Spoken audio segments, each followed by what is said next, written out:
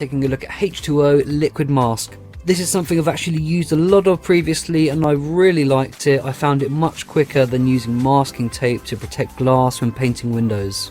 After testing out a few different methods of application, I found by far the quickest and also most accurate is to use a large laying off brush like the one I'm using here.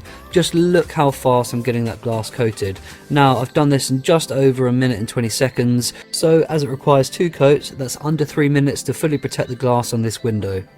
If you're painted up to sanded wood, it doesn't matter if you get a little bit on the wood because it doubles up as a primer. Now I'm not going to be swapping out my normal primer and using this stuff instead, but it helps to know that it doesn't matter if you do get a little bit on the wood. As you can see here, by using that laying off brush, you can cut in really nice and tight to the window bead and there's no issues.